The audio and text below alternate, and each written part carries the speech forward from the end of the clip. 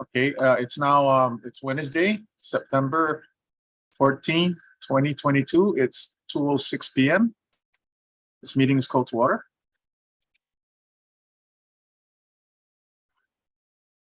In compliance with Public Law 24-109, Guam Ancestral Lands Commission published a public meeting announcement for Wednesday, September 14, 2022 in the Pacific Daily News on Wednesday, September 7, 2022 and Monday, September 12th, 2022. Director, roll call. Thank you, Mr. Chairman. Chairman Eclevea, Present. Vice Chair Laguardia. Mr. Chair, Vice Chair Laguardia sent a text that he will be logging on as soon as he gets off his radio show. Very good. Secretary Treasurer Cruz, Here. Commissioner Camacho, Here. Commissioner Orlino, Here. Commissioner Rios. Mr. Chair, Commissioner Rios sent me a text that he is off island and unable to attend today's meeting. Commissioner Westling. Mr. Chair, Commissioner Westling did send me a text saying that she should be logging on soon.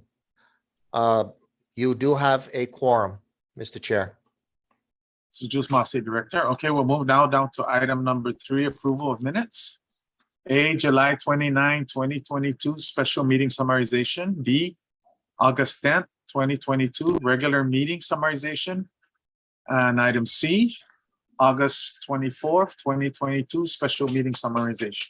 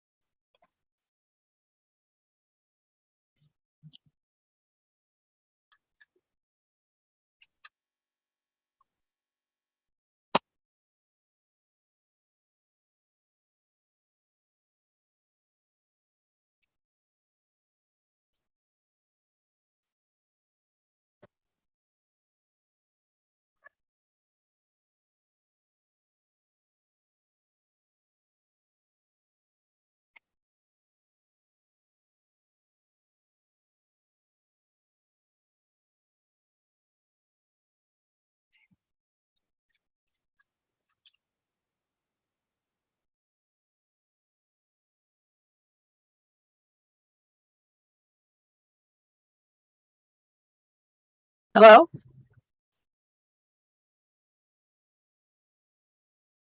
Today, Commissioner Westling. Oh, Mr. okay. Chair, we're in the minutes right now. Sorry. Thank you. Mr. Chair, Commissioner Westling has logged in. Noted. Welcome, Commissioner Westling. Thank you very much.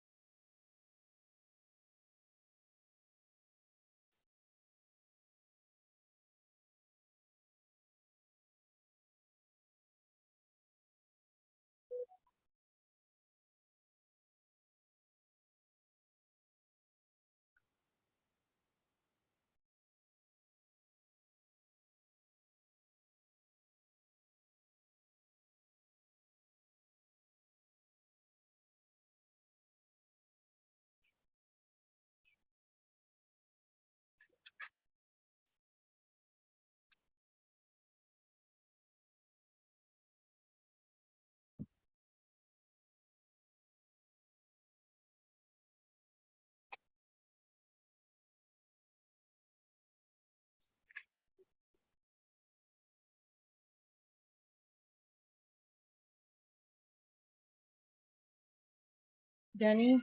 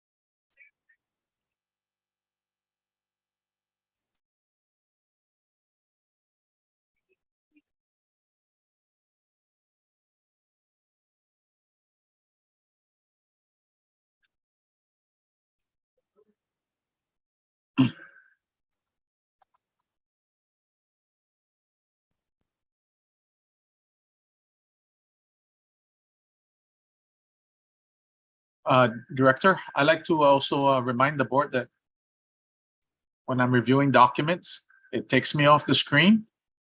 So I can't really you see if anybody's raising their hand. So I would like to suggest that there's some audible gestures on the part of anyone that wants to speak or make a motion or any activity that's regarding something I can't see on the because I'm actually reviewing documents. So when I go to the documents, it takes me off the board screen. Yeah, Mr. Chair, we do have a laptop available for you, a Surface Pro. When you're able to come down to the office and sign out for it, it'll give you more access to our Zoom meetings and other things that we handle here. Oh, okay. Okay, I'll take a look at it. I appreciate that. Yes, you're welcome. Commissioner Olino? I'm just seeing half now of the whole picture. What it just moved. I'm just seeing half. Half of the Zoom meeting, you Of- mean? Yes. Okay, that means you probably have multiple pages on, Commissioner. If you go up to your Zoom page in the upper right-hand corner, it says View. You click on that and you could change it On view or for full maximize? screen or gallery. Yes, on the, I'm assuming your screen for Zoom will be colored black around all the corners. You go up to the upper right corner, Mhm. there'll be words stating View to be like several tiny boxes there. Uh-huh. And click on Go to the gallery. far right. Yeah, the upper right corner. Click on gallery and you should see almost everyone. I did, and now I could only see 3. Oh, there's view. Okay. Yes, And then gallery. yes, go to gallery if you want to see everyone. You Okay. could go to speaker for the speaker alone and full screen. You got it? I got it now, but then what happened to, oh, I got it now. Okay. Okay. Thank you. You're welcome.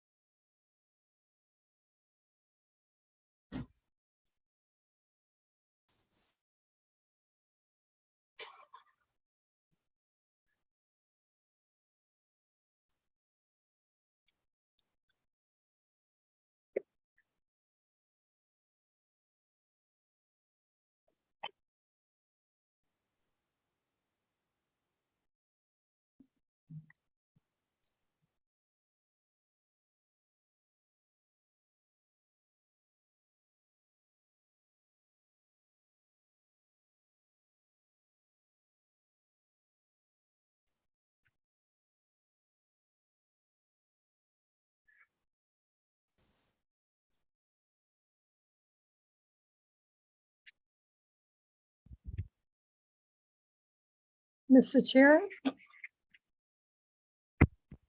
Okay, so who was that?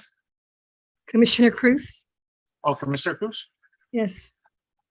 I'd like to go ahead and make a motion to approve the minutes for the July 29, 2022. That's the a special meeting. The other one is regular meeting for August 10, 2022. And lastly, the special meeting for August 24, 2022, subject to corrections per audio recordings for those meetings. Okay, motion on the floor to approve all three minutes. Do we have a second?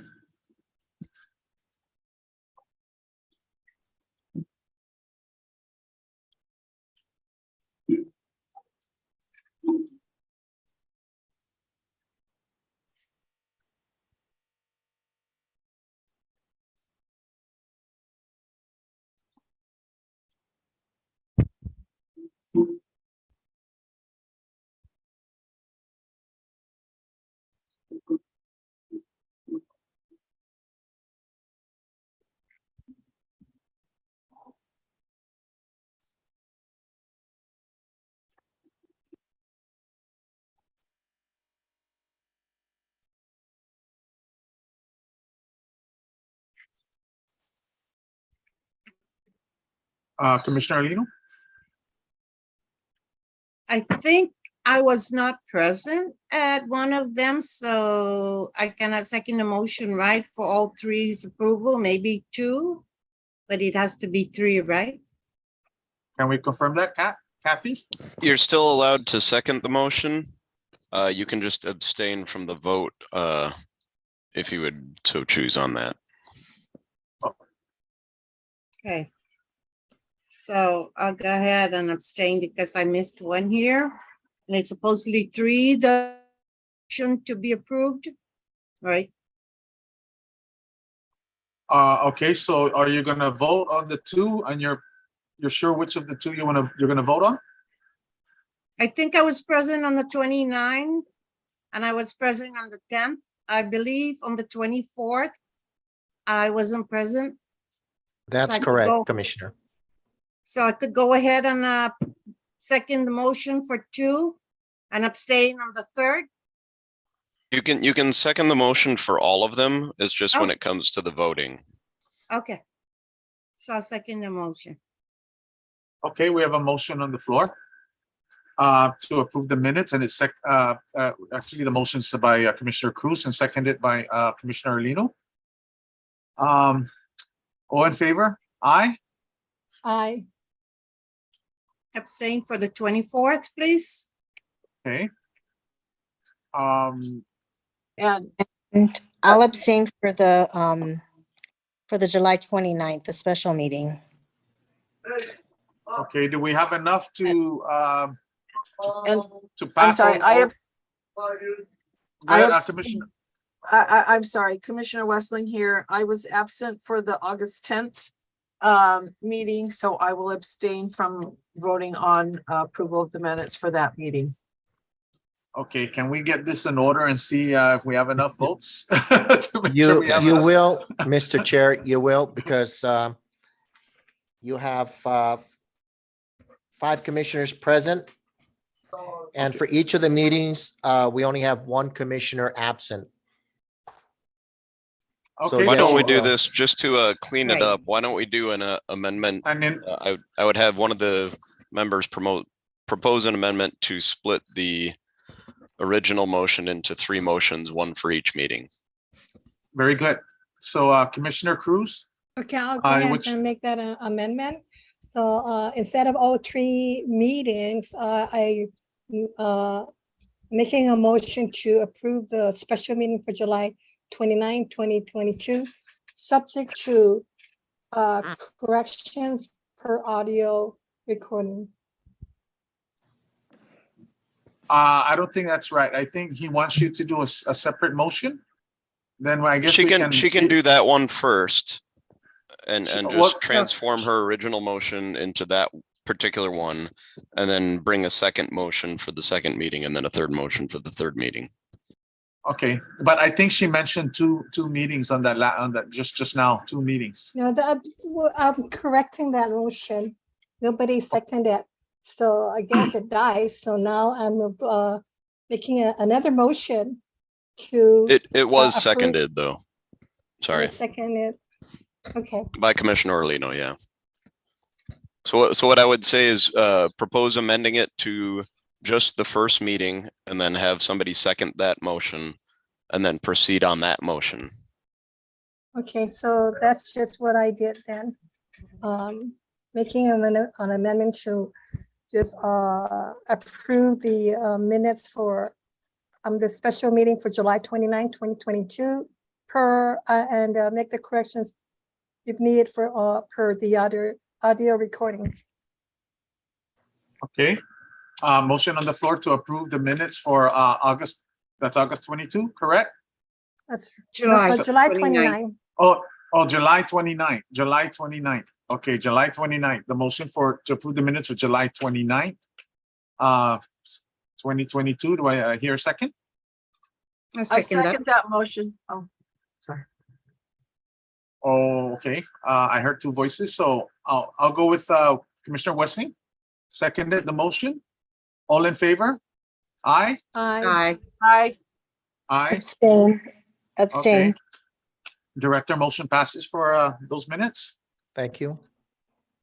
Okay, so I'll proceed with making an amendment again to make this just for the regular meeting. Motion to approve the August 10 regular meeting. So August 10, 2022 regular meeting, subject to corrections per audio recording. I Second. second Okay. that. Okay, motion on the floor for the regular meeting, August 10th, 2022, seconded by Commissioner Lino. All in favor? Aye. Aye. Aye. Any Abstain. nays? Any nays? No nays, and there's one abstention. No nays. Okay, Director, motion passes. Thank you, commissioners. Okay, I would like to make one more motion in the minutes, and that's a motion to approve the August 24, 2022 special meeting, subject to corrections per audio recording. Okay, motion on the floor to approve the special meeting for August. That's August 24, 2022 special meeting. Do I hear a second? I'll second. Okay, that's seconded by Commissioner Camacho. All in favor? Aye. Aye. Aye. Aye. Okay. Any nays? No nays. Nay, Director, abstain. motion passes. Okay, and one abstention from Commissioner Lino. Okay, thank you, So, commissioners. motion passes. Okay, let's move on down to the next item on the list, item number 4, Executive Director's Report. Okay, thank you, Mr. Chair.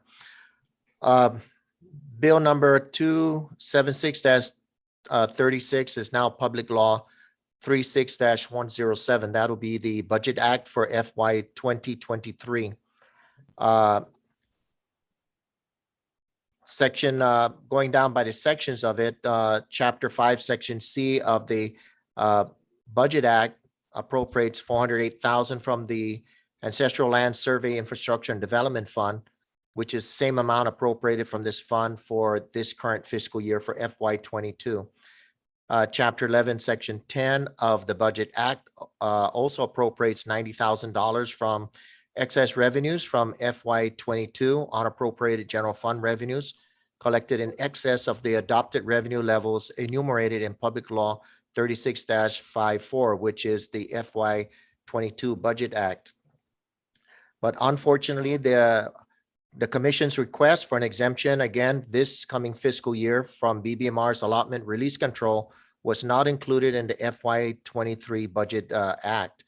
Hopefully, we will not have a repeat of FY 21 when BBMR, the Bureau of Budget Management Research, limited the Commission's budget allotment from the Ancestral Lands SID Fund to $290,599.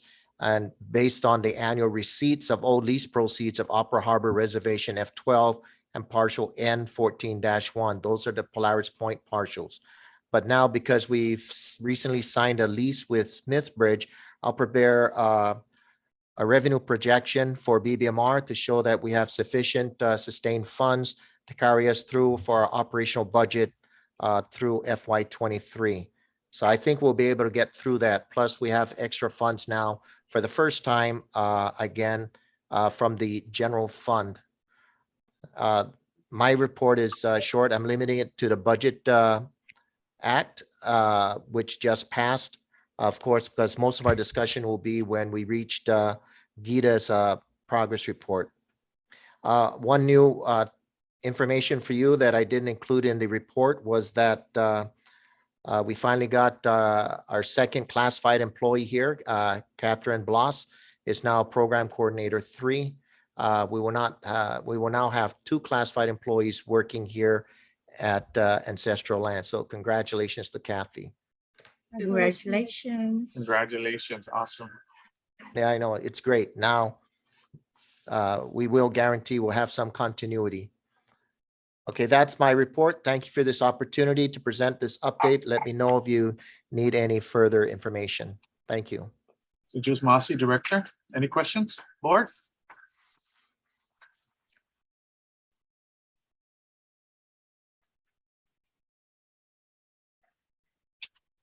Okay, Director, I just have one question regarding that, the issue with the 90,000. Yes. What's the next steps with that, or what action are we gonna look at with that, or? Okay, the 90,000, that'll be coming out of the general fund, which is good news for us because finally the legislature agreed to supplement our budget, not only from our special funds, but from the general fund. It's been a position of the speaker that our funds in the land bank be kept strictly for that purpose to grow it and to eventually come up with the rules and regs to pay the beneficiaries. But until that is accomplished, those funds are pretty much locked in there and are left for investment purposes for growth. And we're not to touch that for operations. So I'm glad that now the legislature is seeing that if they're going to restrict us from access to those funds for operations, knowing that we need money to grow money, right? We need money to keep our operations moving. They decided to add in some general fund monies. So now, but because of that, what happens is we now fall under BBMR's allotment control. That means that BBMR will now come up with allotment releases for us and will advise us on how much monies they will release to us or allow us to pull out of our, not only the general fund, but also our special fund monthly for our operations. It does put a damper on our ability to operate freely, unlike what we've had this last fiscal year where we decided how much funds we were to expend every month, as long as we stay within the appropriated budget by the legislature. Now we have another hand in it, and I know we'll get through it a lot easier in the FY21. I believe we have the revenue stream and from the Polaris Point leases now to accommodate a sustained revenue source for operations. So I don't think we're going to have that major issue as long as I can convince BBMR, but that means I'll be spending time at BBMR trying to convince our budget analysts down there about our operations. And of course, I plan to bring our leases with me to show them. And then of course, our independent audit, which shows that we have more than sufficient funds in our SID account in Coast 360. So I think I have a handle on that. It's just a matter of spending time down there over the next 2 weeks before the fiscal year opens in in October 1st. So it's just an additional pain in the back for me, or whatever you want to call it, dealing with another agency to withdraw funds for operations. But I'll get through that. It's not going to be a problem. But at least now we're getting general funds. So if you want to know about the 90,000, that is general fund money. That's not our special fund monies. And Thank you, it's Director. That's understood. Understood now. Appreciate it. You wanted to add something further? Yeah. That funds are to use my request to the legislature so that we could hire classified employees here. Because remember, currently we only, well, up until this week, we only had one classified employee. And the rest of us are what we call unclassified or limited term appointments. And should anything happen politically, since that one classified employee is eligible for retirement, it was conceivable that if there was a change in the political year, in the political makeup of our government, we could lose 100% of all our employees in one shot. And ancestral lands will drop down to a whole new crew, which will have to have a long learning curve. But because we're able to pick up Program Coordinator 3 as a permanent classified employee, that institutional knowledge will not be lost should anything occur. So I feel secure with that. Kathy is the right person for the job. And I made sure that she's aware of everything, of all operations that are occurring here. And I hope to have more security before the end of this fiscal year. where we will classify another employee before the month is out. Just to ensure that we safeguard the institutional knowledge. We can't afford to lose people that have worked on whatever we've been working on, everything we've been working on these past 2-3 years since I've been here. So it's about time that we've had that authorization. But once we get put under BBMR's allotment release control, we'll go back to the way we were in the past. And of course, it'd be a lot harder for us to bring in classified employees. So I'm trying to beat the clock. October 1 is my deadline. Thank you, Director. Any further questions? Okay, let's move on. Thank you, Director. That was very concise. Appreciate it. Let's Thank move you. down to item number 5, GIDA progress report. Half a day, Mr. Chair, and half a day, Commissioners and Director Birch. Diego Mendiola here. I know it's been a while, a little bit of while. I sad to report that the reason why Mr. Tony, who usually delivers our report, is not with us. His mother passed away about 3 weeks ago, so it's just been on bereavement and taking care of that situation. Also, Mary Camacho, who also is one of my staffers. She's just a medical appointment today, so I will be delivering the report. Please bear with me as it's been a little while, so it's kind of like riding a bicycle, I guess. So at any No rate, problem. You're good to go. okay, sir. Thank you. And so I guess let's just jump right into it. I noticed that Northern Market is an item on the agenda all on its own. So the only thing for the GIDA report, at least at this point, is just to report that the deferred amount plus interest as of August is 1.375 million. Moving down to the next, Upper Harbor parcel number 1, Quick Space. They are current with their rents. The last payment received is 9/13, September 13. I know your report says 8/12, but we received payment since we submitted the report in early. Upper Harbor Reservation F12 Matson. They are current. Last payment received was September 9. Moving on to Transsteel. Transsteel still has a balance of 8,300 and their monthly rent is 500. However, they still do stay current with their current rent, as well as make an extra little $100 to address their outstanding arrears.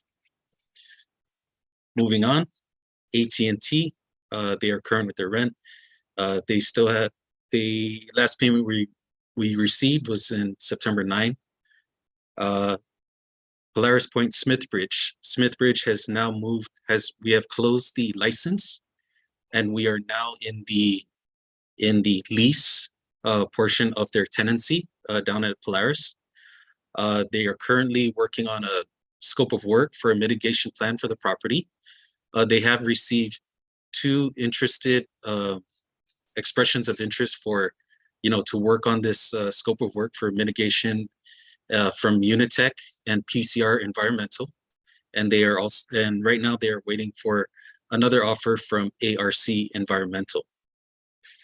So that's exciting. The work that we've been trying to address for a while now is being addressed. So we believe that's a good thing. Farmers Co-op, they still owe their 3,252 for the previous fiscal year.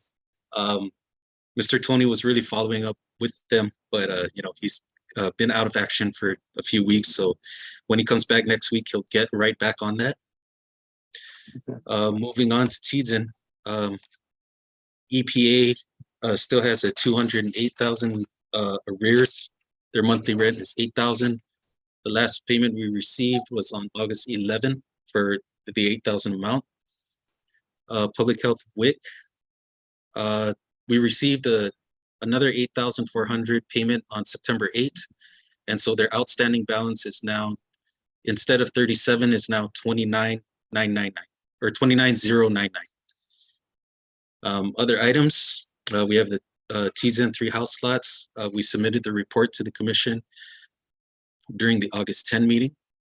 And for these last two items, I just wanted to report that Mel asked me to set up a meeting with our investment committee. And so with that, we have Mr. Jason Miyashita, who is online right now, as well as Miss Amanda, and from Raymond James. And then we also have Miss Alexandra Leon Guerrero from BGI Investments. And so what we did was we just had a small preview of, of what the investment committee is all about. We invited because of the, because it was a last minute kind of thing, we had wanted to invite, the commissioners, but we were kind of wary of, having too many together at the same time. So what we did was we invited Director Birch as well as Commissioner Cruz and Commissioner Camacho. And so what it was for was just to give like a preview of what the investment committee and our Anguitas investment advisors is all about. So while we had that, the next step would be to have a strategic plan for the entire commission. Now, in this meeting right now, I was hoping to, find out what is the commission's appetite for doing a strategic plan meeting. Would we want to do it all together in one shot, or would we like to break it up into pieces? Because it is a, it will take a number of hours, to address and come up with a strategic plan. So, it's, this would be very on a voluntary basis. So, if there are just few commissioners or the entire commission, I just wanted to find out what is your appetite for that so that, we can plan to schedule accordingly. Now, in this strategic plan meeting, what we're going to do, or what we hope to do, is to, find out from the commission, what is their appetite for, the type of investments that, that we would be looking at, the regular stock market fees. And, I'll let the experts talk about that because, I have a layman's understanding of, investments, and I'm very happy that online we have, the real professionals who do this for a living. So I'm really excited to, let them speak a little bit about it as well. So at least at this point in time, would the commission like to, do a strategic planning meeting altogether, or would you prefer that, Gita break up the meetings into pieces so that, just in case some can attend, or some it's a challenge to attend, it's up to you. Just let me know if the commission would like to do it all together in one shot, but this will take a few hours, or would the commission prefer to, break it up into pieces so that we can figure out how to schedule that? Because if it's going to be all the commissioners together at once for a number of hours, we do have to still comply with the open government law. So 3 commissioners or more, then we're looking at, we'll have to do the public announcement, etc. So I would like to ask if the commission would prefer all at once or break it up into pieces. Commissioners, could I provide my input? Director? Knowing the issues with the open government law and how long it takes to advertise, you're aware that it takes us almost like a week and a half to notify the public should we have more than 3 members of the commission to attend, and that would be kind of lengthy. I would recommend that we keep the commissioners, for those who will be on this planning committee, to 3 people or less. That way we can move forward a lot quicker. If we were to have 4 commissioners or more, once we have a quorum, we must follow the open government law. And that means we must advertise twice during specific periods of time. And for example, if we were to have a meeting 2 weeks from now, I'd have to have the ad out and to the publishers by Monday. And that's planning for 2 weeks from now. So I would like to move on this a lot quicker and have a work session with commissioners that could guarantee that they will be there for the meeting. That's my input.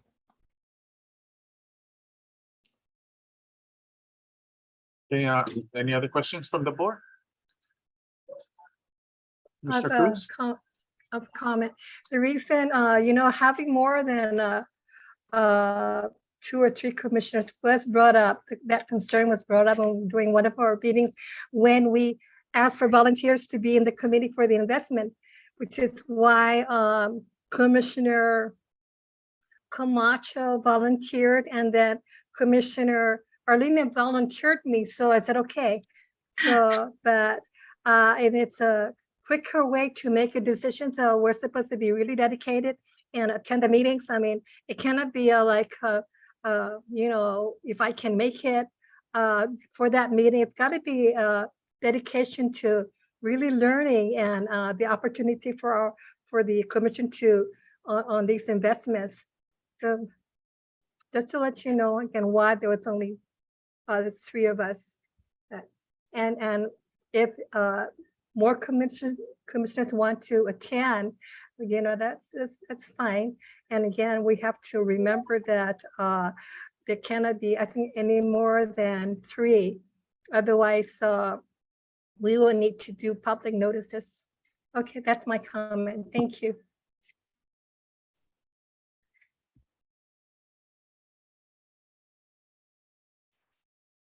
Mr. Chair, you on mute? On mute? Okay, Diego, I just got a question for you. Regarding that, are you talking about like a general strategic meeting with everybody in the board at first, and then you start to move with that special committee or that investment committee outside of that, or is this something that just that special committee can handle? Well, sir, what we'd like to do, I mean, for the strategic planning is just to get a sense of the commission's appetite for, well, I'll do my best to describe it, but if I'm having issues, I'm going to have to ask Mr. Jason or Mr. Alexander to jump in. But the commission the Land Bank Trust is a pot. Now, what the strategic plan is the purpose of the strategic plan meeting is to determine what the commission would like to do as far as investments go. Now that would mean 20% in stocks and bonds, 10% in other kinds of investments, another 10% in TCDs, a certain percentage for local investments, things of that nature. And so what the goal of that is to help the commission and GITA, and along with our investment advisors, to create an investment policy statement, and that statement will guide the investment managers on how to invest the funds that the commission is going to authorize to be invested. I'm gonna have to ask Ms. Alexandra if you don't mind to go first to explain it better than I can. No, you did a great job, Diego, and thanks so much for having me again today. It's great to meet you all. I'd like to bounce off of what Diego said very well. Good job. Basically, the strategic planning committee or session would allow for perpetuity for the funds that the Ancestral Lands Commission has already acquired. Earlier, Mr. Birch mentioned that there was a change in the staffing pattern that also provided some continuity within the entity, right? So that all this hard work and time that you guys are dedicating right now for this purpose is not something that is lost, right? So that there is some continuity, that this investment policy statement also will ensure that the board has, for lack of a better analogy, it's protecting itself, right? It's covering itself. So this investment policy statement will basically determine what's going to be used for investment purposes, how the money is going to be spent, how the investment will be allocated, the processes of what the review looks like, and how that's going to be reported. Usually it's on a quarterly basis. So what normally happens is the investment advisors will meet with the investment committee before the board meeting, and then the investment committee will go ahead and do a report for the board. And I went ahead, and if I can share my screen, if you guys would like to see an example of what we've currently done with Gita, I'm happy to share. Is that okay? Yes. Just to kind of give an illustration of what we're currently doing. Okay, So- Joey, please make Alexandra Leon Guerrero co-host so she could share. Thank you so much. Give me one moment. It's ready for you. Thank you so much. You're welcome. So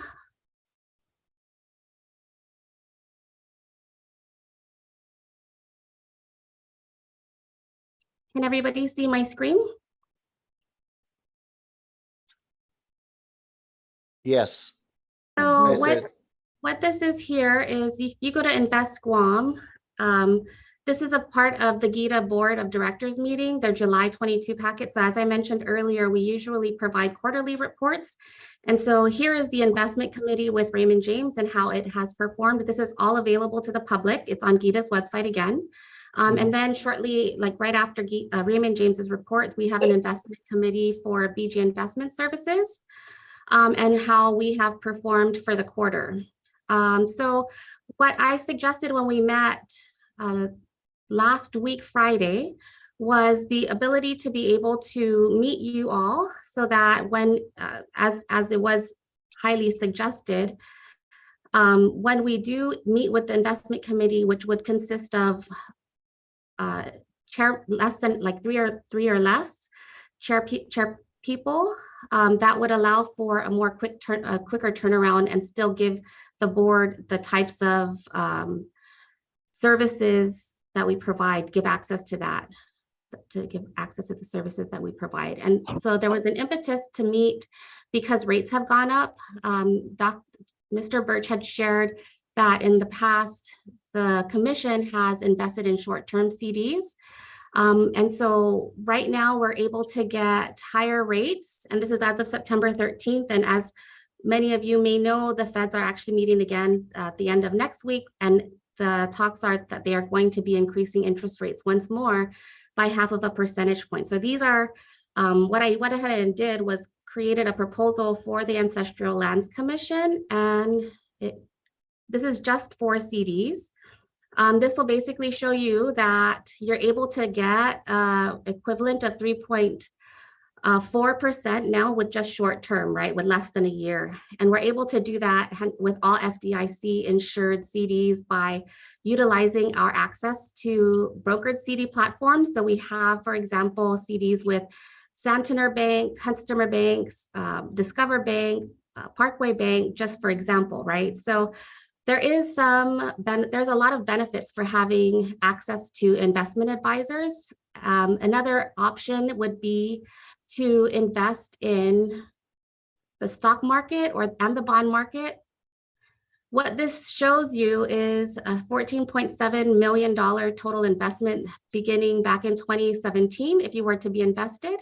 It also is showing you that this is with our moderately aggressive model, that you would have been able to take advantage of an average annual return, and this is even with times of volatile markets performance of just under 5% versus, and that's actually illustrated here per year.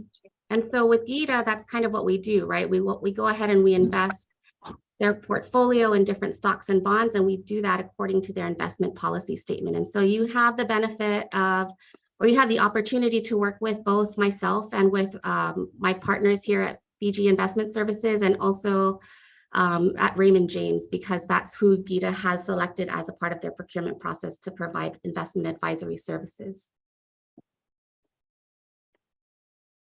Sorry, Chair and Director Birch, if I may add again, good afternoon. Jason and Ashley and Amanda Gima from Raymond James, partners here in the Guam office, Asia Pacific Group, Raymond James. And as Ali mentioned, yes, we both work together in managing funds for Gita, which we had won via an RFP process a couple of years ago. We manage funds for a number of entities throughout Micronesia. throughout, different government boards, public funds. And before we go into, the numbers, the investments, the strategic meeting, meeting of the minds, basically what we call it, is really to come together to get the commissioners feeling of how do you want to invest, right? We start with time horizon. We talk with Director Birch and some of the Commissioner Cruz, Commissioner Camacho at the GITA meeting last week. We were talking about 15 million here in terms of, what is the potential disbursement over the next 3, 5, 10, 20 years. And the goal obviously was to create a trust fund to generate income to sustain the Guam Ancestral Lands Commission going forward. Now, having a strategic planning meeting like this really puts together all of you as decision makers, and you are all fiduciaries in terms of making decisions. And so whether you want to be 1 with conservative, 5 or aggressive, or 3 somewhere in the middle, balanced or moderate, that's completely up to you. We will give you our recommendations concerning where we are in the markets and really kind of look at the different buckets or the different allocations between the different asset classes, keeping in mind cash flow expectations. But the first thing you have to develop is that investment policy statement. And that really is what is going to protect you as commissioners, protect you as fiduciaries, in terms of being audited, number 1. Number 2, this is public money and this is public funds. We manage a lot of public funds in this region, a lot of scrutiny, and a lot of transparency also is involved. So having this document, stipulating, as Ali mentioned, all the policies and procedures, the guidelines, is very important. It's actually the first thing we do with any client or prospective client, is put together an investment policy statement and actually running through the risk profiles and running through and building an asset allocation that's essentially how much in stocks, how much in bonds, how much in cash, how much in alternative investments that's suitable for you as an entity.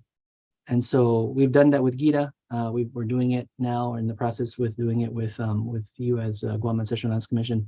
And so, we're available, both Ali and I and our team at Raymond James, to help you with that. We did already send a draft over, just a preliminary draft over to Mel and Director Birch of the IPS and how we see it, modeling a little bit differently than how we manage funds for GITA, given where we are in the current environment in the markets. So that's something that, it's all preliminary, it's all in draft form, but that's something that's a good starting point for you as commissioners to review and for us to sit down and walk you through that. Because before you make any decisions, before you actually invest any money in the markets or even in CDs, you have to come to a conclusion and a plan. And having that investment plan, really prevents, emotional decision making, especially when the markets are down. Like, for example, today markets are down 5%. How do you react to that? And so you go back to your investment policy statement time and time again, and when you're reviewing reports, that's how you manage your funds. And we're looking at it more longer term, but that's really more an appropriate process to invest funds. So just want to put it out there.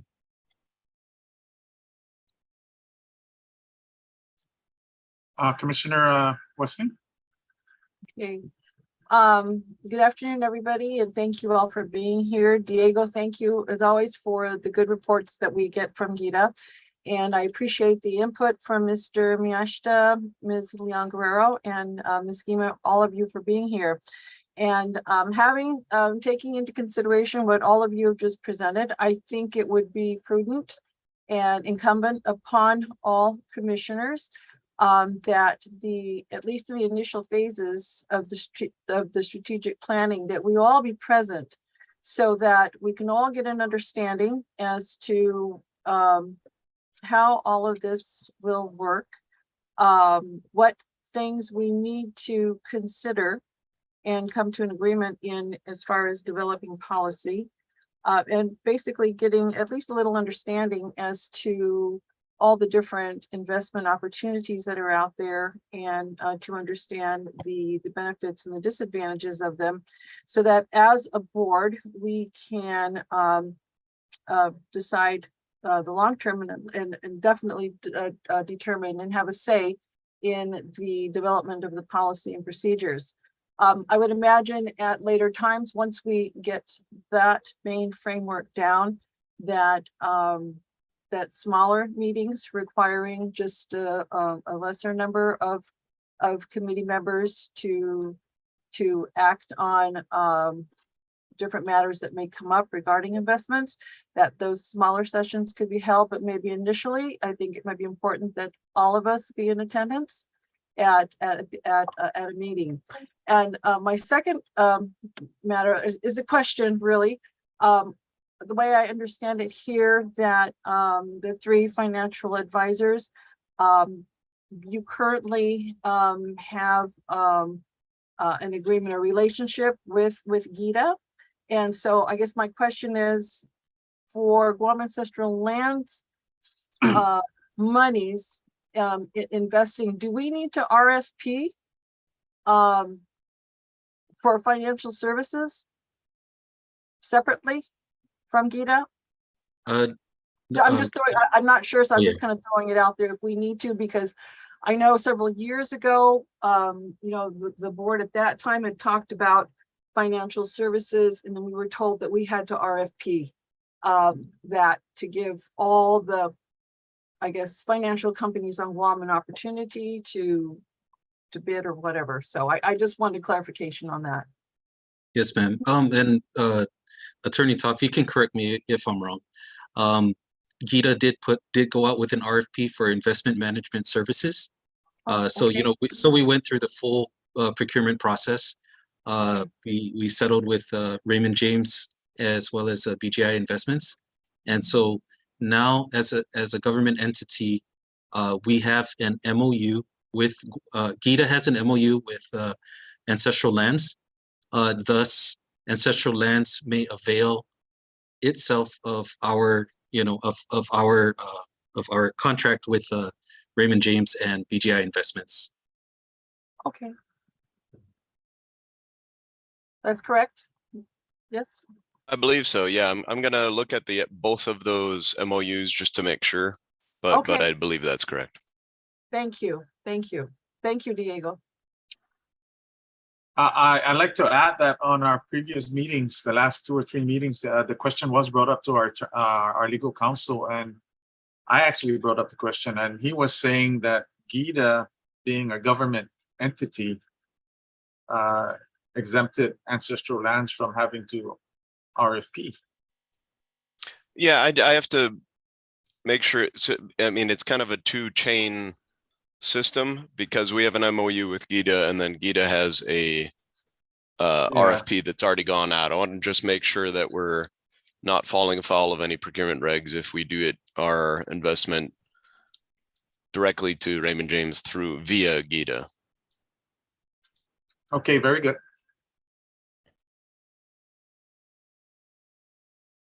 Okay, sir. So, I'm sorry. I just wanted to make sure Commissioner Wissing was done with her question.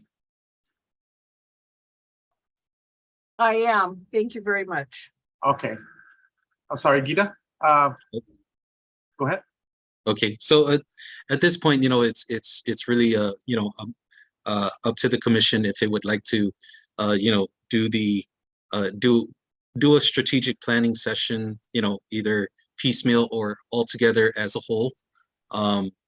You know, that can, I'm not sure how that, you know, you could decide right now if you wish, or if you would like to, you know, take a week or two to you know, figure that out. You know, that's totally up to you. I just want to reiterate, you know, we're here to help as much as we can. So, you know, we don't want to pressure you that, you know, you got to do it right now. If you know, if you can, that's great. If not, it's okay. You know, we're here for you. We're not going to pressure. So, and you know, all decisions are.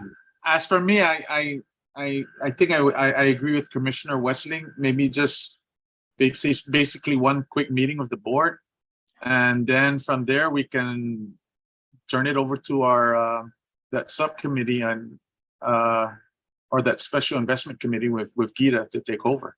So is the board okay? Yeah. and with the investment committee, of course, Gita is not gonna do it without the commissioners, or at least a representation from the commission. So, if you would like to have one or two representatives from Ancestral to meet with Gita's investment committee, which they do normally once a quarter. It Yeah. could be a little bit more So- if required. So the way I understand it is basically we're coming up with that investment policy statement. And so that's Yes. where the whole board will get involved. And then once we have that clear, then we can just turn it over to you guys with Gita, and then you would advise us with that investment committee to advise the board on the Yes. options and just move from there, correct? Yes. Once the board as a collective comes up with the investment policy, then Ancestral's representative and as well as our investment managers can only act within those parameters. Okay, let's move forward with that so we can get the investment policy done as quick as possible. Okay. Okay, Okay, so sounds good. Mr. Chair, then you would like to set up a special meeting for that? Sure, if everybody's Okay, all for it. the earliest we can do will be, of course, 2 weeks from now, September 28th at 2 p.m. Would that Yes, be very fine? good. For Very good. everyone here? Okay. I'll I got a- set up the meeting. I have a question real quick for the, what's the name of the Raymond James team and for Gita? And What's BGIS. BGI? Yeah, what is the typical investment term, or when you say, because there's difference between CDs, right? And the different other options you have with low risk, mid risk, and high risk, or what is the time frame basically, or an average time frame? Is there such a thing like that? Yes, Chair, and basically, when you're talking CDs, we talk CDs cash. That's basically 1 to 2 year time horizon. Oh. You're looking at 3 to 5 years, then you can add in more fixed income or bonds, maybe some equities in there, some stocks. And Wow, then you're so it's looking that- at 5, 7, 10 years plus, a little bit more overweight into equities or stocks with some bonds and cash. But it's completely up to the commissioners and you as an entity, how you want to devise your allocation. Or the Are there mix. options? Are there options for shorter terms? Shorter than 2 years, than a year? If Yes, you're basically under a year, then you want to be in cash or CD type vehicles because you're going to spend it. So you don't want to have risk that into any vehicle, whether it be stocks or bonds or alternative type assets. So yeah, you generally advise if you're under 1 year, you're going to be in cash and CDs. I see. We could cover that in the special meeting. Yeah, Those options, right? Yeah, that's why we wanted to have an investment policy statement in place, because that determines the time horizon and the spending policy for the trust fund. Okay, very good. Any other questions? No further questions? Gita, appreciate it very, very much. Thank you for that very well presented presentation. I'm the sorry, board? Mr. Chair, excuse me. Where are you at?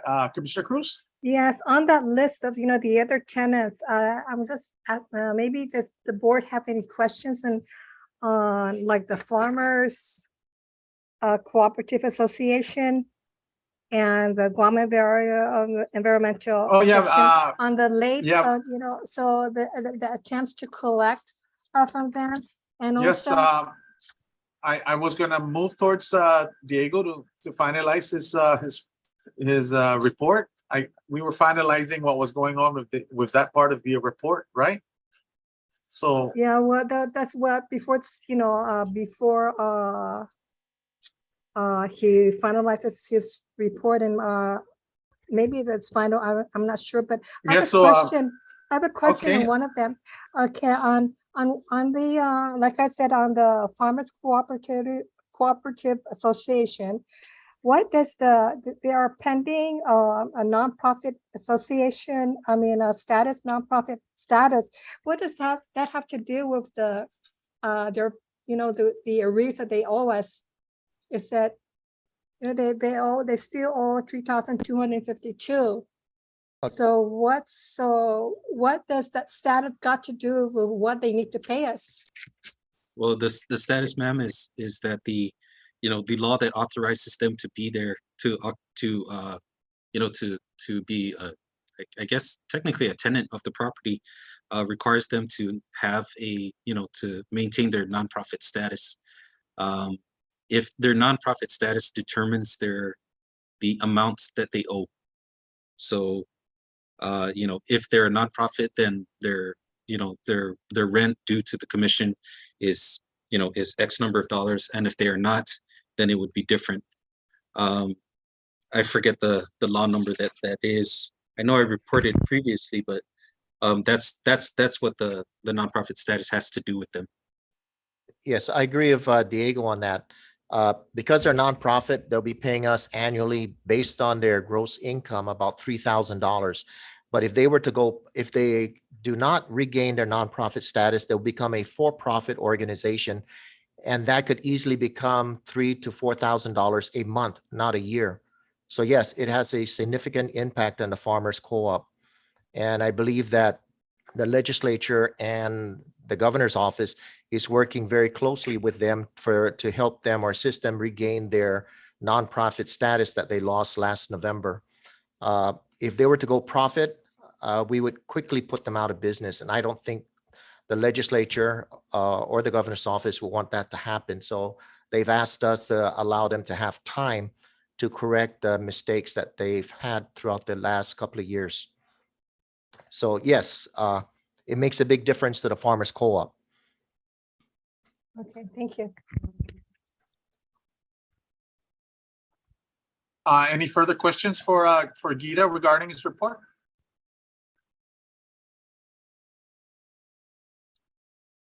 Okay, no further questions? Again, Okay, Gita? Mr. Chair, that Yeah, that is the conclusion of my report. I would really like to thank Miss Alexandra and Mr. Jason, for attending this meeting, because I do understand the very very layman basics of investments, but I always feel safe and secure when I have real true professionals at our side, to help guide us with regard to investments, the correct way, and to safeguard the land trust money, as well as Gita's funds. So thank you so much, Raymond James, Jason, and BGI Investments Alexandra, for joining us today. Really appreciate it. Hagumas, Diego, and yes to the members here, Alexandra, and that's Jason, right? And we have Amanda Megan, Gima, and don't Amanda. forget. So Yes. just Masi I'm for coming for the board.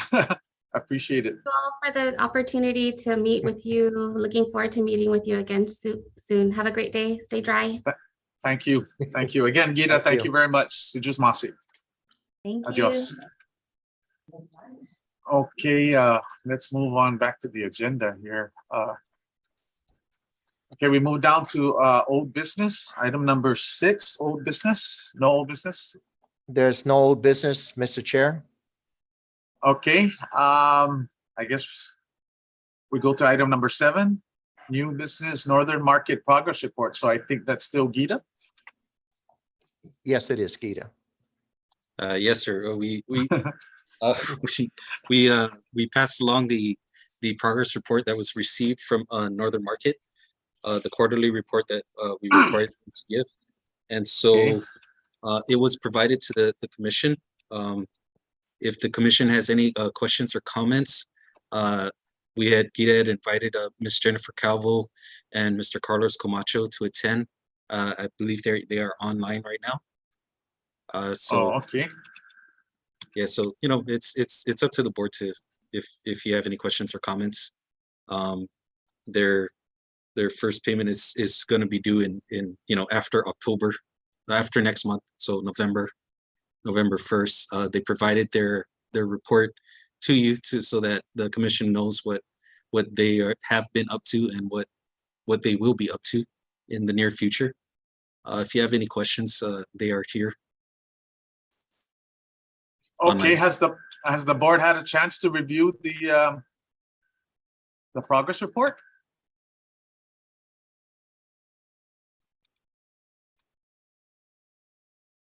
And if you do, any questions? I have a comment. for- Commissioner on, Cruz? Page 4 of their letter dated August 10th.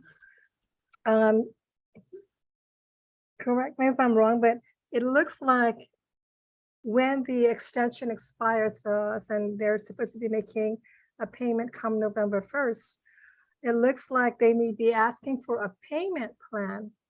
And they may be securing leases and loan commitment from the bank. So am I reading this correctly, or, or is it too early for us to discuss this? I think that's a Yeah, but it pertinent is on the question. letter. Yeah, Okay, but it is on the Um, letter. Yes.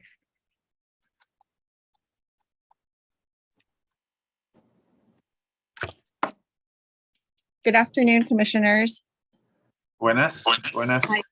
Sorry, I'm literally just getting back to my desk. I was kind of between meetings. We just found out earlier about attending. So, Okay, you're good. You're good to go. yes, so my name is Jennifer Calvo. I believe Carlos should also be on the call. Yeah, he's Carlos here. Camacho. Oh, he is? He's on. Okay. So just to answer that last question,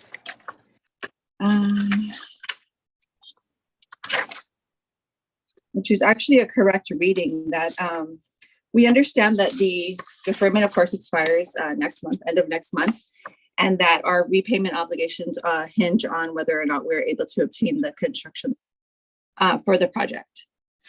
So we have been working with the possible tenants who have been committed by letters of intent, and also simultaneously trying to get the infrastructure into manageable phases so that we can do the necessary construction work for 3 of the larger pads to get the tenants in there, versus doing the multi-tenant building, which obviously would cost more and bring in smaller rental income. But we've been doing the 3 pads, which is going to be a construction cost of about 2.5 to 3 million. That's on page 2 of the report. So that would actually about 3 pads, so about $1 million each for the cost for those. Thankfully, one of the pads will probably be tenant financed, so that would reduce the amount of our loan. We also intend to see what type of arrears payment, partial payment we can get financed in order to provide that to GITA and to the commission as we hope to move forward with this and manage the construction costs while also figuring out a rental amount that we can actually commit to pay during the construction period.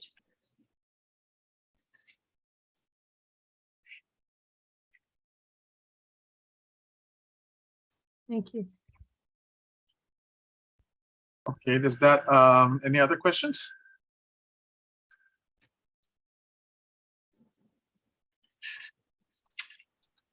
Mr. Chair, this is Carlos Camacho. Could I add on to Jennifer? Sure. Buenas, Carlos. Yes. So what we strategically did, I know it's been years and we appreciate all the assistance on the technical delay because of whatever reasons from the get-go. And as we stated, we know we are accruing our liability with interest. We never asked for any forgiveness, as we always stated. But what we've done is, if you take the pie as a whole, 100% pie, and what we've done, like Jennifer just described, we were strategically making sure that our tenancy base, post-COVID, and our design has been redesigned to incorporate drive-throughs and all that for those pads, so that we can provide potential commercial tenancy, which fortunately we were able to secure, and we secured. I'm only gonna because we're still calculating the infrastructure and the civil side of it, as Jennifer described. 1/3 of the tenancy right now, we've pretty much are getting commitments. Out of that 1/3, of course, that's going to impact our civil costs, as she described, and that's going to impact how much money we are getting to borrow for our development, which is about 2 to 3 million. And as you all know, since you guys will be going through an investment exercise, any investment or financing for anything, you always going to meet the debt coverage ratio. So that's what we're doing now. We are fine tuning our debt coverage ratio with our investment, our lending, and our borrowing, because one, we have to make sure we have the funds to complete the infrastructure for the pads. Number two, we have to make sure we deliver those pads to our 3 of the 1/3 tenancy base that we have LOIs. And 4, we want to make sure that we are going to pay up per, and yes, Commissioner Cruz is correct when she said it sounds like you're going to be requesting for a staggered payment plan. And the answer is going to be yes, because if we're only able to develop the 1/3 at this point, we want to make sure we bring in some seed money. And I think that seed money to offset a good majority of that arrears will be part of the first 1/3. So the first 1/3, we got pretty strong commitments with some strong tenancy base. And the second 2/3 is what we're designing now. And we already got LOIs, but we're now going to make sure we price the potential tenancy correct and price the other civil work there. But at least for the part 1 of phase 1, we are strategically trying to calculate how much funds we set aside for civil work, how much funds we're going to set aside to pay down our arrears, and then how much side we're going to set aside for our allocation on our ground rent while we're collecting rent for those. The other thing is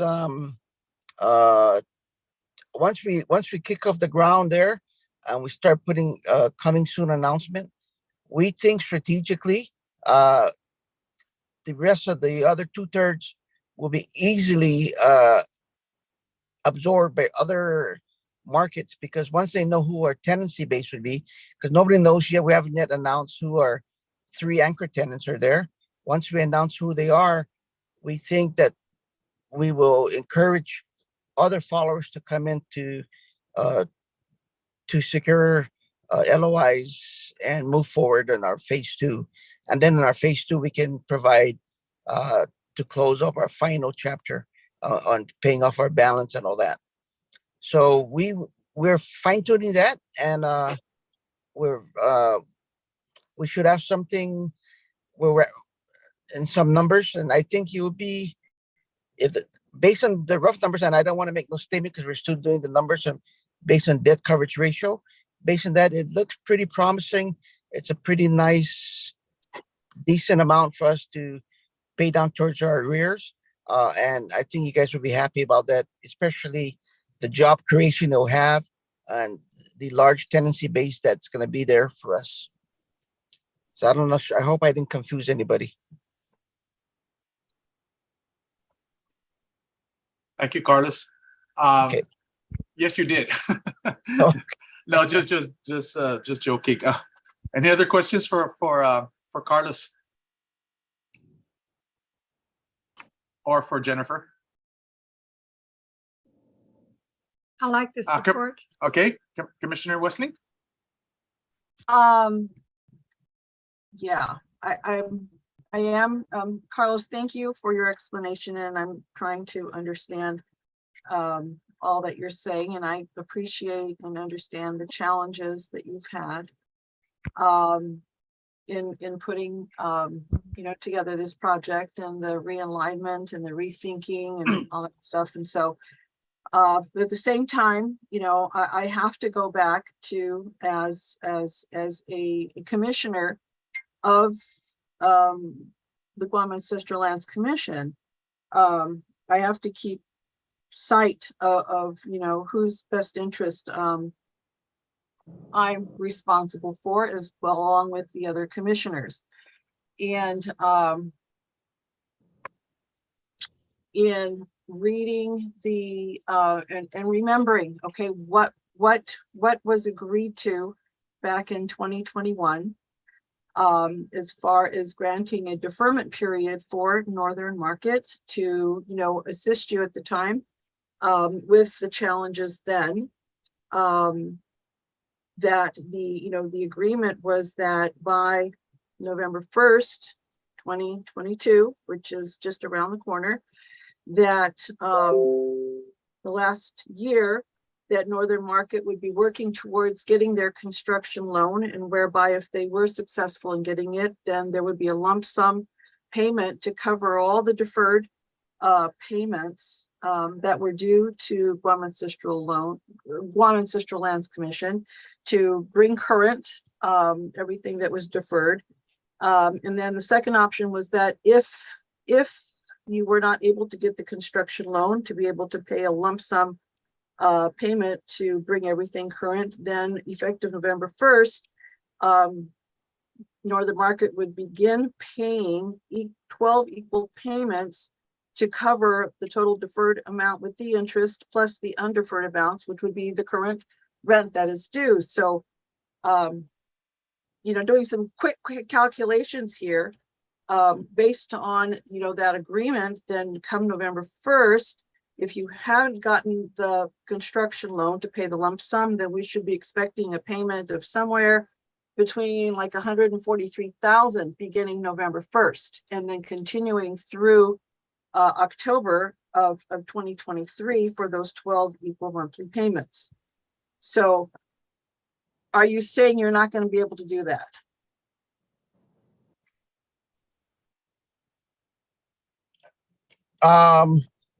We are finalizing the numbers based on our construction loan and based again on debt coverage ratio.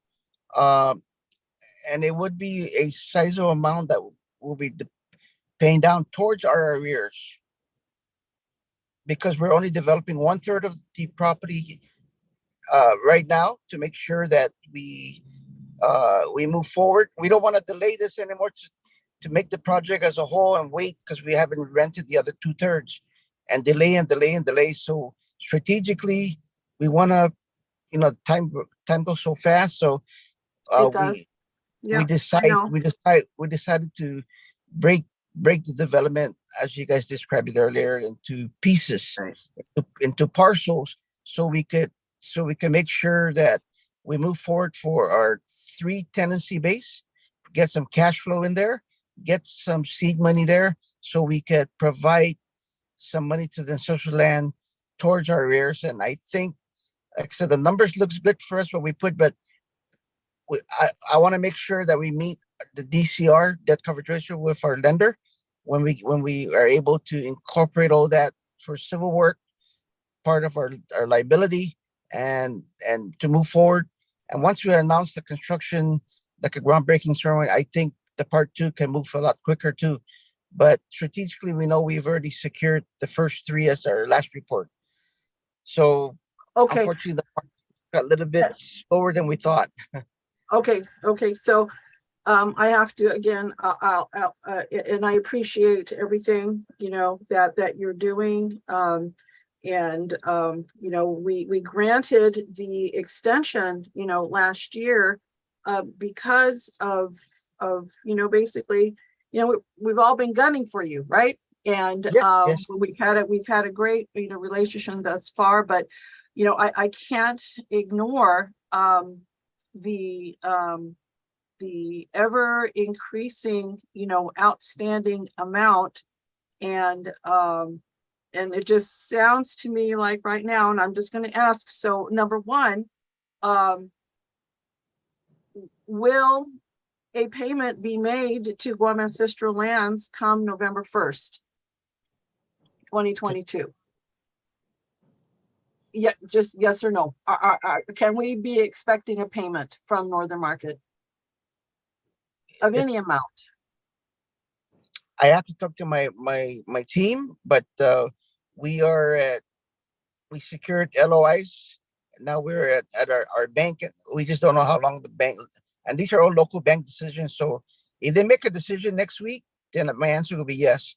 But if they say we need full plans, which we're fortunate, we're just doing civil work because this funding is only for civil work. We've done the civil work since the last 3 years, 2 years. So Yeah. you guys know that civil work application through bureaucratic process and GovCom takes a long time, but fortunately we went through 2 years of that. So we've already went through many of the long-term timeline for that. So I think we're a little ahead of the curve there. So, but I can probably give Gita an update if you want another update on a more clear picture when we can do that. Because the great news, this is a civil work construction. We're not building a building. We're building the pads for our 3 anchor Right. tenants.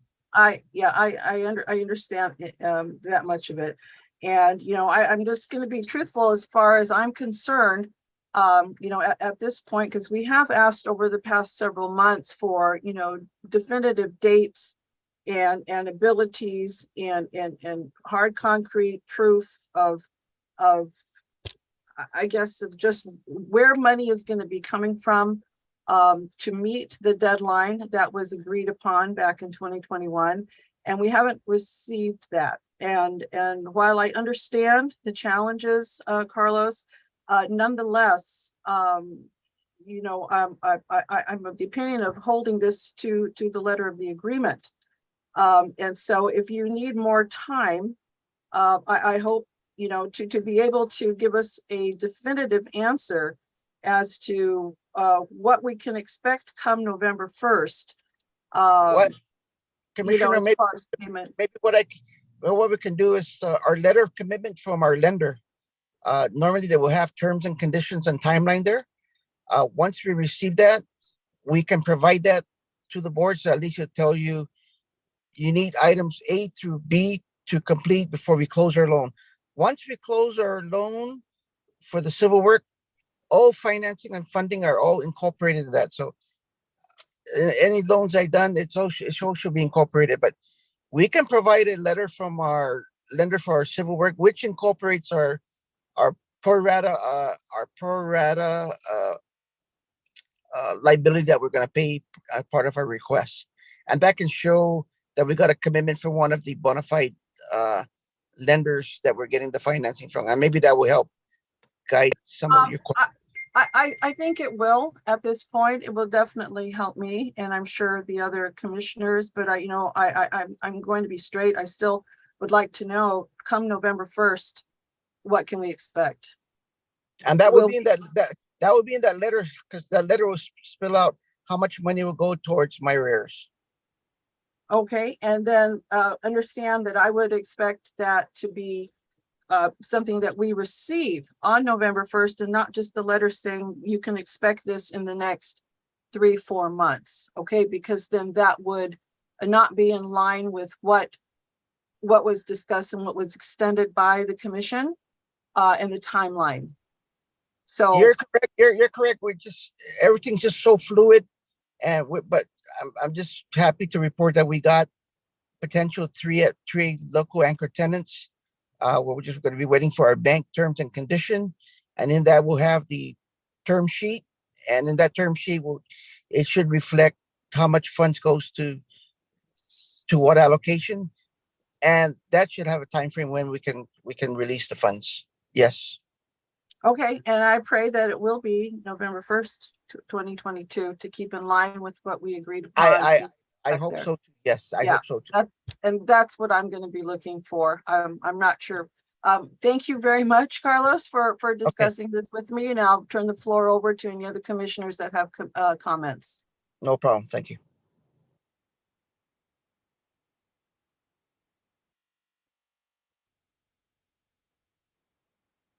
Okay, any other questions, commissioners?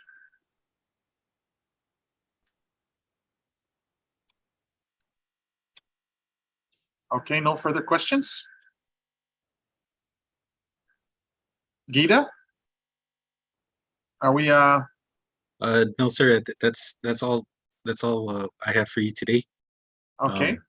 Thank you for allowing us to thank you for allowing us to bring in our financial advisors as well as the attendance of Mr. Carlos and Ms. Jennifer. Thank you guys for attending.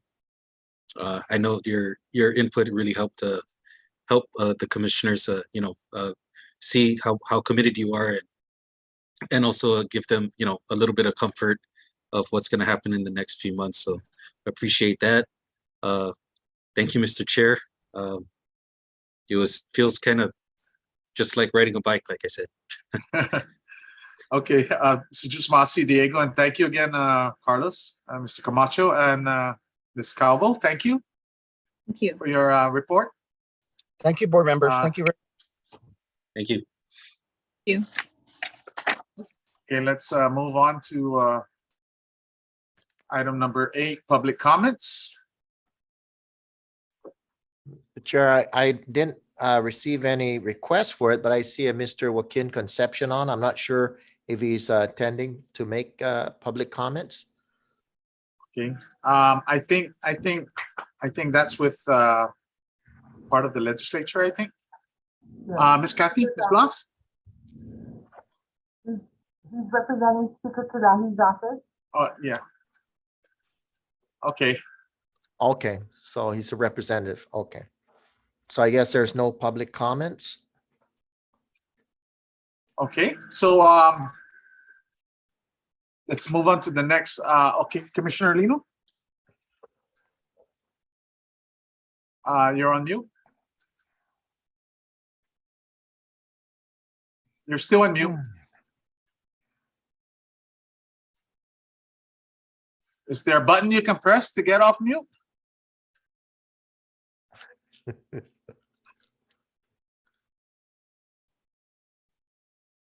Sorry. There you go. Oh, I think I'm sleeping. I just want to know on the line of our rules and reg. Director Birch, did you hear anything, or what's the last thing, or any accomplishment or Okay, whatever? I was working on it with Joey Leongero, what we got back. And the messages I've gotten from Jeff Moots and Leslie Travis at the governor's office on sections that I should remove from what was submitted by lastly by me. Well, Gita submitted to me and I submitted to Leslie and to Jeff. And they read through it and they said some sections that were included there will not fly or will not pass. So I was working over it to remove their sections and I plan to discuss that with Gita. After I'm done, also, I was planning to send copies out to all of you for you to review. The sections that Gita included and the sections that I'm removing at this time based on the legal advice from the governor's office, or not from all of them, just from her attorneys, the 2 attorneys there at the governor's office. So yes, we've been working on that. I was hoping to get it out to you before this meeting, but it got kind of crowded with all the discussions that have been going on with the investment committees and everything else. And that's one thing that we've been working on real fast, is to try to see what we can do to invest our funds. And that's where it comes up now to the set of the date. Kathy just brought something up to me about that the fiscal year is just around the corner, October 1.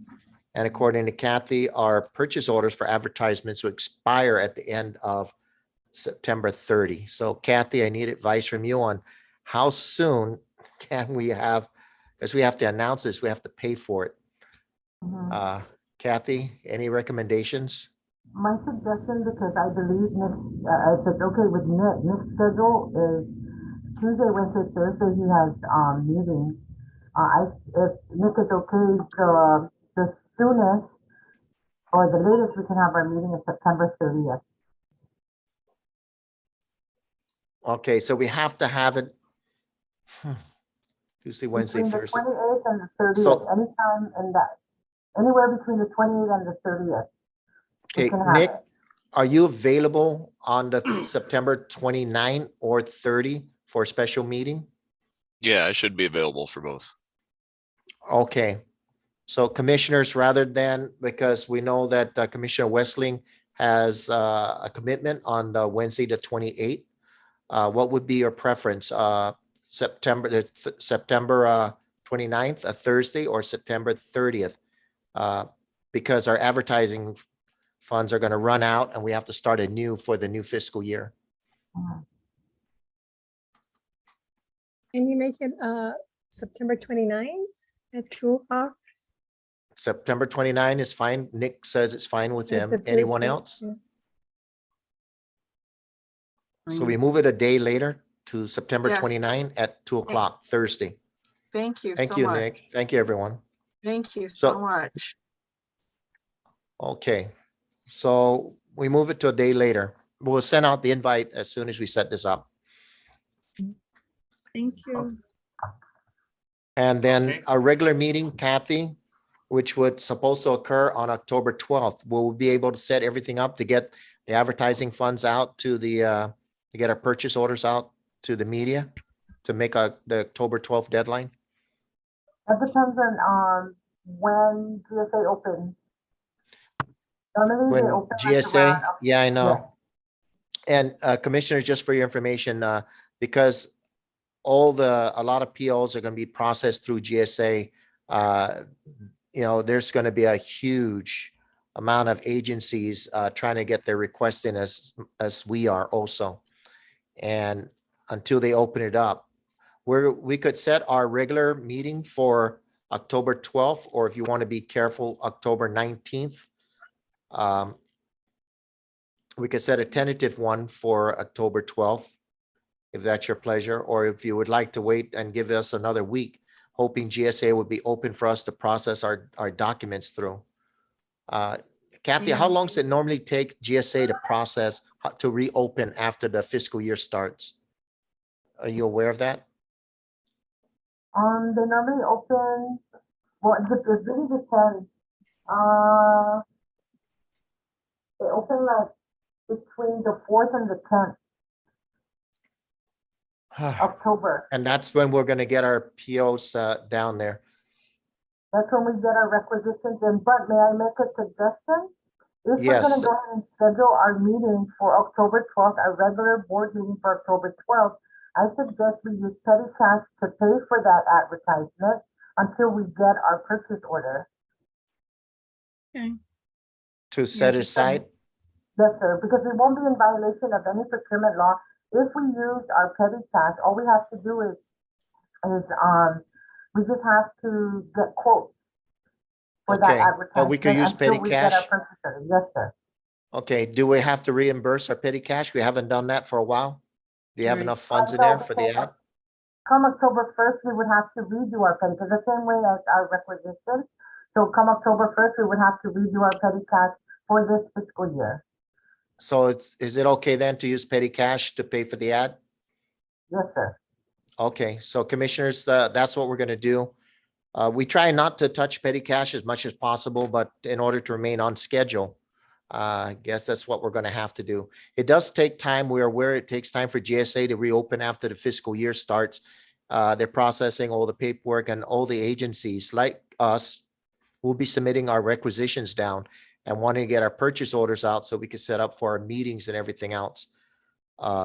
This is a normal, regular thing of GovGuam. So yeah, we have to prepare for that. So I guess we could schedule our meeting, but we will touch petty cash to pay for it. Means we have to start working on that now.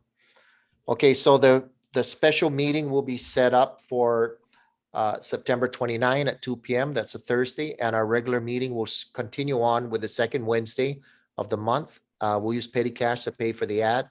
That'll be Wednesday, October 12th at 2 p.m. Director, is there any pressing matters that we need to address on the regular meeting? On the 12th? The only thing would be, of course, what we've discussed earlier today. If we would have to take any action on the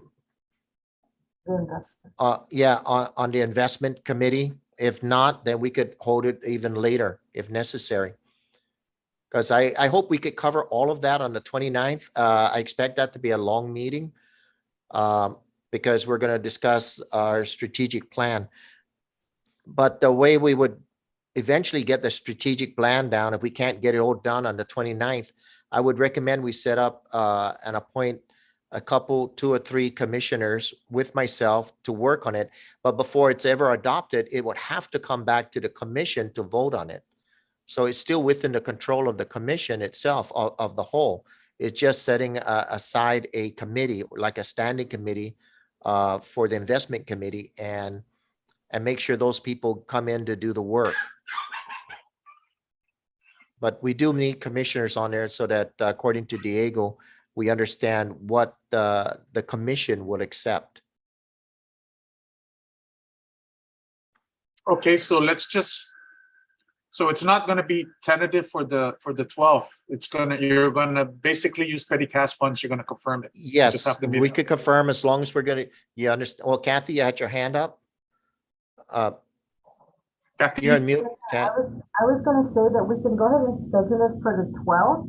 We'll use petty cash in the event GSA doesn't open in time. If we don't get our purchase order before then, that's when we'll use petty cash. Okay, and so definitely you don't want to set it tentative. You want to go ahead and No, just confirm. we'll for just petty go cash. set it if you want, because we have to get out the ads. If we're gonna get it out, for example, on Wednesday, the first ad, we have to have it to the publishers by Monday.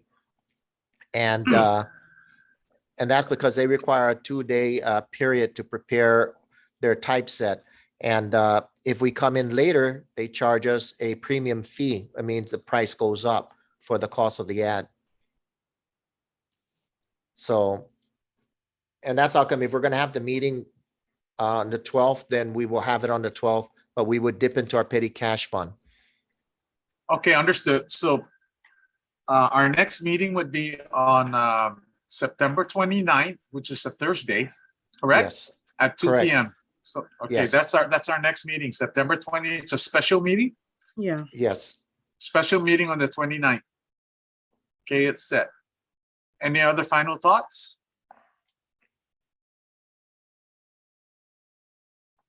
Okay, no final thoughts.